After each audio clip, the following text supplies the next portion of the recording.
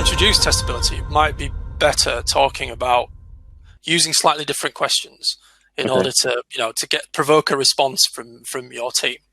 So I think testability, for me, the bigger parts of it are observability, as in when I invoke my system and with an input, then how well does it describe what's happening within it, the stuff that I can't see. So logging, monitoring, tracing tools are a good example of that. And then, for example, you might ask a question about decomposability, which then gets you like the testability gain of saying, well, someone says, well, we can isolate this new component that we're going to build and you can test it. And also, so then we can ask a question like, well, how can we know the effects of this new feature on the existing system or this new component on the existing components? And then controllability as well is another big one.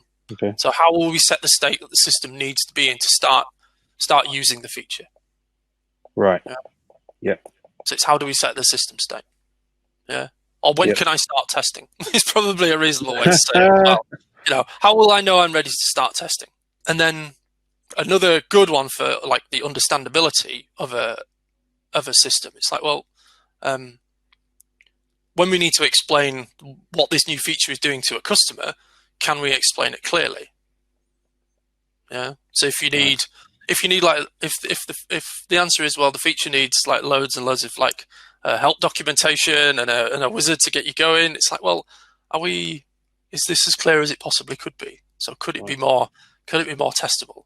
I firmly believe that it is about like changing the angle a little bit, away directly from testability towards making a product simpler. Yeah. How can we make this simpler? Is a great testability question, because it means that the testing will be simpler and the setup will be simpler. Yeah. And it's like, well, how do we know what effects that this new feature will have? And then that's a observability and a decomposability question as well. So I think they're quite simple questions, but they're there to provoke a response. And in aggregate, you will get a more testable system.